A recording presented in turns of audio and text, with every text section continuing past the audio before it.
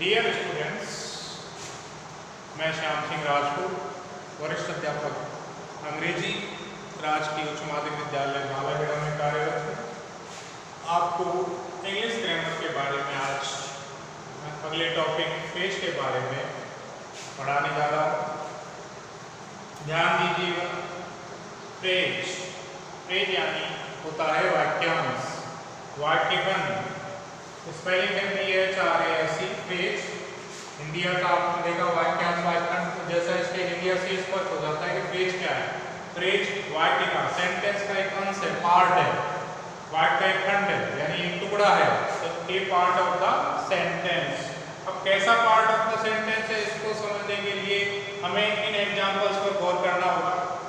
तो जैसा पहला सेंटेंस है, मैंने यहाँ पे इसको एनालाइज करके लिखा है, we play cricket in the evening. तो यहाँ पे इन द इवनिंग क्योंकि सेंटेंस का एलिमेंट है, तो हम एक सेंटेंस को जब बनाते हैं तो हमारे पास एक बेसिक सेंटेंस पैटर्न होता है, उसको मैं लिख देता हूँ आपको।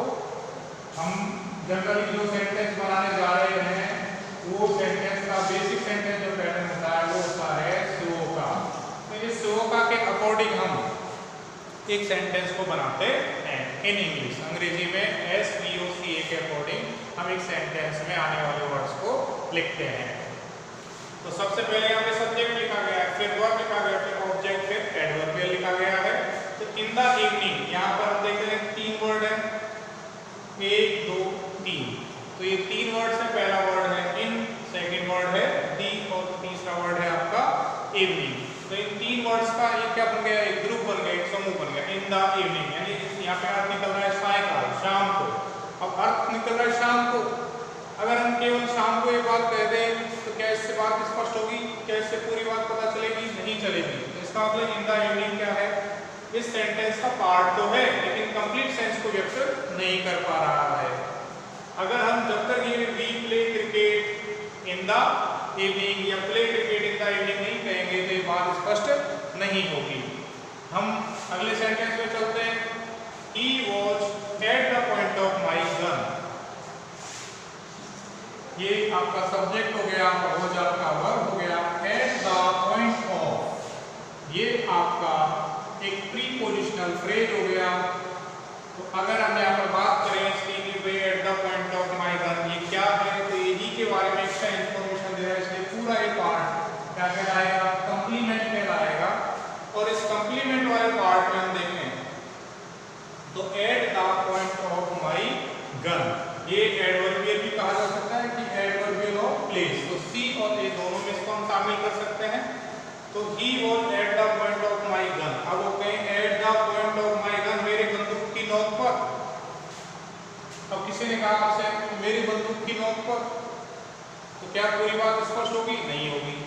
तो इसलिए ये जो ग्रुप ऑफ वर्ड्स है at the point of my gun, यहाँ पर देखिए कितने वर्ड्स हैं, 1 2 3 4 5 6 वर्ड्स हैं।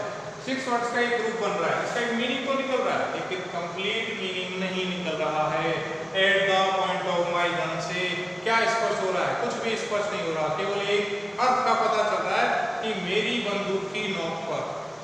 जब हम यहाँ पे लिखते हैं he was at the point of my gun, तब यहाँ बात स्पष्ट होती है कि वो मेरी बंदूक की नोक पर था, अर्थात मैंने उसको धमका रखा था कि अगर तू ये काम करेगा तो मैं बंदूक से तुझे मार दूंगा, गोली चलाकर तुझे मार दूंगा। ऐसी बात स्पष्ट हो जाती है। लेकिन at the point of my gun, केवल इस ग्रुप ऑफ वर्ड से कोई बात पूरी तरह स्पष्ट नहीं होती है। तो आगे देखते हैं, हम और समझ में आ जाएगा कि भाई मैं क्या कहना चाह रहा हूँ। द गर्ल इन येलो, ये जो पूरा पार्ट है ये सेंटेंस में सब्जेक्ट है, ये आपका वर्ब हो गया, एक्ट्रेस, ये इस गर्ल के बारे में एक्स्ट्रा इंफॉर्मेशन है, कंप्लीमेंट हो गया है। तो द गर्ल इन येलो, ये इस वर्ब का सब्जेक्ट है। तो गर्ल के बारे में बता कि एक गर्ल है, कोई लड़की है जिसने पीले कपड़े पहन रखे हैं। कैसे कपड़े पहन रखे हैं? पीले कपड़े पहन रखे हैं। और वो क्या है? एक्ट्रेस है। एक्ट्रेस यानी अभिनेत्री है। तो यहाँ पर the girl in yellow is a part of the sentence but it does not express a complete sense। यानी इसका एक सेंस तो निकल रहा है लेकिन ये कंप्लीट सेंस नहीं निकल रहा है। तो the girl in yellow is an actress. तो यहाँ द गर्ल इन येलो के बाद इज एन एक्ट्रेस लिखा तो बात पूरी हो जाती है। द गर्ल इन येलो हम लिखते हैं तो पूरी बात स्पष्ट नहीं होती है। तो ऐसा पार्ट ऑफ द सेंटेंस, तो यहाँ मैं थोड़ा सा इसको डिफाइन कर ही देता हूँ कि फ्रेज क्या है। Phrase is a part of the sentence and also a group of words, यानी फ्रेज सेंटेंस का एक पार्ट है और साथ ही वर्ड्स का एक ग्रुप भी है। तो वर्ड्स का कैसा ग्रुप है कि वर्ड्स का ऐसा ग्रुप है जिसका कंप्लीट कोई सेंस तो निकलता है लेकिन कंप्लीट सेंस नहीं निकलता है। तो हिंदी में कहे शब्दों का एक ऐसा समूह जिसका कोई अर्थ तो निकले लेकिन वो पूरे अर्थ को स्पष्ट ना कर सके, पूरी बात को ना बता सके, पूरे अर्थ को ना समझा सके, ऐसे ही शब्द समूह को हम इंग्लिश में फ्रेज और हिंदी में वाक्यांश या वाक्यखंड कहते हैं। अगले सेंटेंस को और क्लियर कर लेते हैं। जो मैंने परिभाषा बोली है कि भाई फ्रेज सेंटेंस का एक ऐसा पार्ट है, शब्द समूह होता है जो एक सेंस तो रखता है लेकिन कंप्लीट सेंस को व्यक्त नहीं करता है। आगे हम अगले सेंटेंस देखते हैं। मोहित इज वेरी इंटेलिजेंट। तो मोहित सब्जेक्ट है, इज यहाँ पर वर्ब है और वेरी इंटेलिजेंट ये मोहित के बारे में मिलने वाली सूचना है। तो वेरी इंटेलिजेंट क्या है यहाँ पर? कंप्लीमेंट। अब इस कंप्लीमेंट वाले पार्ट में हम देखते हैं तो दो वर्ड है। तो दो वर्ड्स हैं, वेरी और इंटेलिजेंट। बहुत बुद्धिमान। अब कोई आपसे आकर कहे बहुत बुद्धिमान और कुछ नहीं कहे तो वेरी इंटेलिजेंट बोले, वेरी इंटेलिजेंट, तो हमें क्लियर नहीं हो रहा कि भाई वो कहना क्या चाह रहा है, क्या बात स्पष्ट करना चाहता है। ये बात पूरी तरह स्पष्ट नहीं होती है। तो very intelligent is a part of the sentence but it has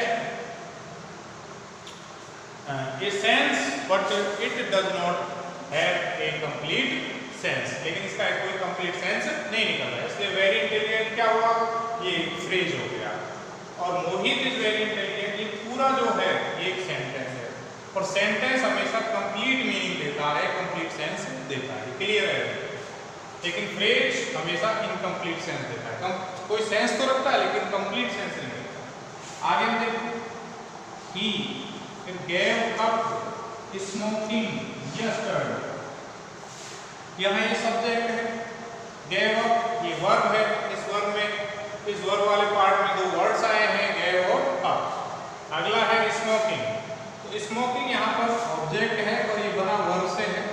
ये आपका एडवर्बियल है, एडवर्बियल ऑफ टाइम, जो कि इस क्रिया के टाइम को, इस वर्ब के टाइम को बता रहा है। तो he gave up smoking yesterday, तो उसने कल धूम्रपान छोड़ दिया, स्मोकिंग को छोड़ दिया। अब यहाँ पर हम आते हैं वर्ब वाले पार्ट में।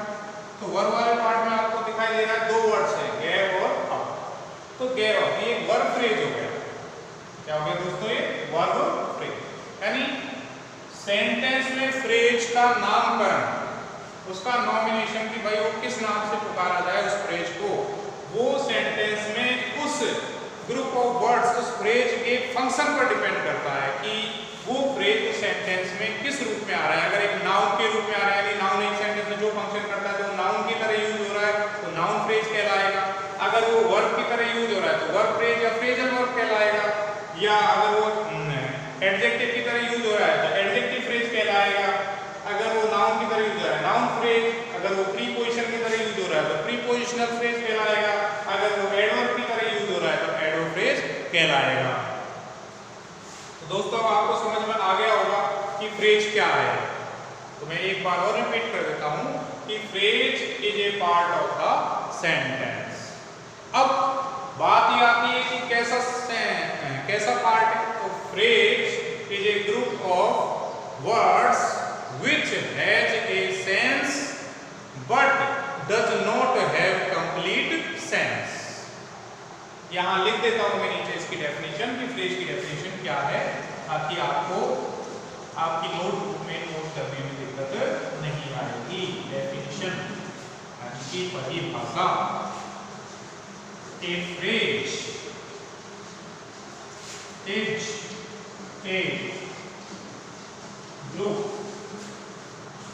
of words which has a sense does not have a complete sense.